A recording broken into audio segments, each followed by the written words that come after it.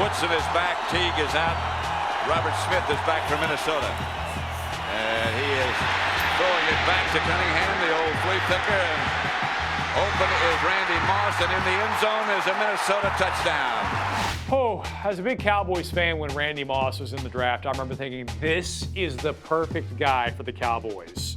Jerry Jones, though, was nervous about taking him because there were some character issues. I was one of the Cowboys fans who was upset that Dallas didn't pick Randy Moss, and there's a couple of players the Cowboys should have picked that they didn't, but hindsight is 20/20, especially in drafts.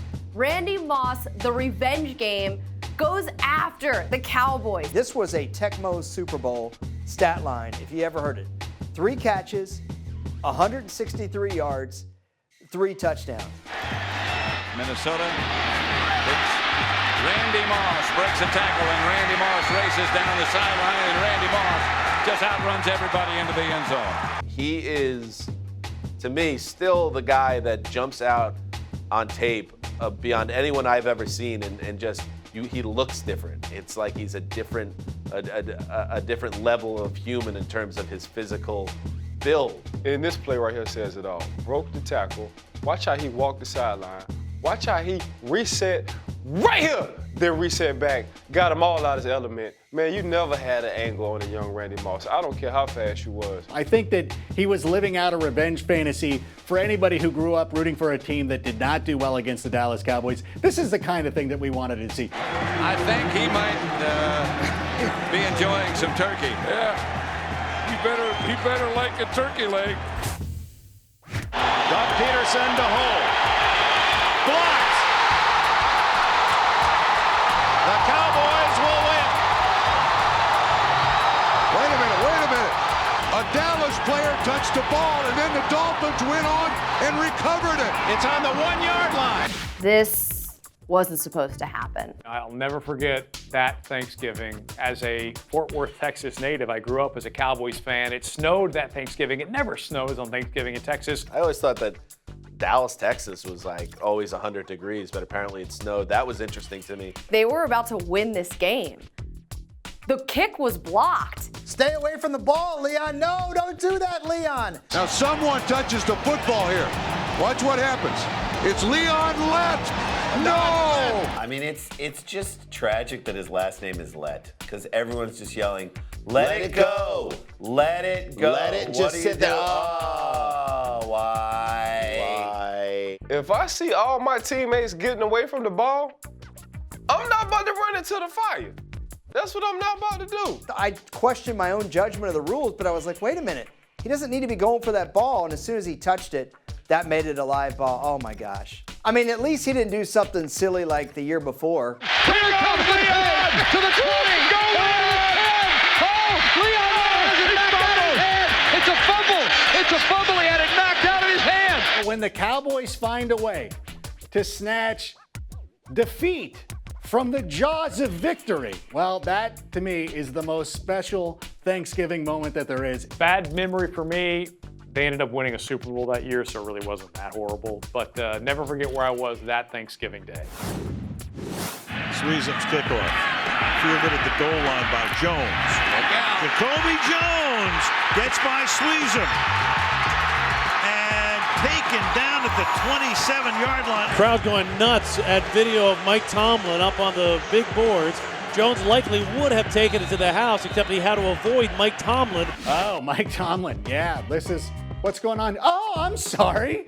I didn't see you standing there. I was on the team. You know, Coach T, a little side shuffle. In retrospect, this was completely crazy. He was looking at the big screen, so he didn't really see him. Psych. A little mission accomplished almost, and he's snickering. Ha. They should have called 12 men on the field. Am I right? Yeah. I think it would have been even better if Jacoby would have stuck his arm out and pushed the coach out the way while he was running. You know, I want more of the dramatic, ending. That's what I look for. Maybe someone needs to limit Tomlin's screen time. Like, look, you only get like an hour of iPad on the weekends, a half hour of the Jumbotron during games, and that's it. What do they always say when a defensive back like pulls down on the wide receiver? And if the receiver is going to score a touchdown, they're like, hey, that's a good defensive pass interference. Well, this is good kick returner interference, man. The Ravens didn't score a touchdown. Too bad Pittsburgh couldn't win. Incomplete! A spectacular start to the holiday season.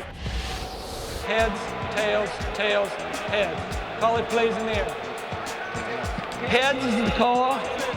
He said heads, it is a tails. Oh, I believe he said tails. He did. Look at Jerome Bettis. What's going on? He's changing the head. Which way you want to go? Oh, man. I heard him say tails. Didn't you hear him say tails? That's Carnell Lake and Jerome Bettis out there for the Steelers. Bettis said tails. I see Coach Lake. Coach Lake, hi. Coach Lake, hey, Coach Lake, number 37. That was my defensive back coach. He is high. He said the man said tails. I don't know how Jerome Bettis kept his composure. I wouldn't have been able to do it. Bettis is out there yelling at him. He said, I called tails. Oh, he did call tails. It ended up costing the Steelers the game because the Lions got the ball, went downfield, and Jason Hanson kicked a field goal. He should have said, listen, flip this thing over again because I clearly said tails. Heads is the call. He said heads. What are the odds of him getting that wrong? 50%? Yeah. Even Detroit confused. They're like, after the game, they're like, oh yeah, we heard you. You did say tails, but we couldn't say it during the game. It used to be the original rule was, that you call heads or tails when they flip the coin in the air. But because of that day, because of that tragedy, now they have you select, heads or tails before they even do the flip. So appreciate your refs. Sean Green, the eye back. Broken play. Mark Sanchez scrambles up the middle, lost the football. It's picked up. He ran right into the back of Brandon Moore, fumbled the ball. It's picked up and running into the end zone is Steve Gregory. Are you kidding me? Mark Sanchez. His career in a nutshell. I'm sorry, I can't watch that play without laughing. It's synonymous with Thanksgiving. Butt fumble and turkey. Mark Sanchez just ran into the guy's butt, straight up. That's funny. I'm sorry, the butt fumble's funny. Bruh. When I see this play, I just think of bruh. Open your eyes. You're wearing green, he's wearing green, that's your teammate.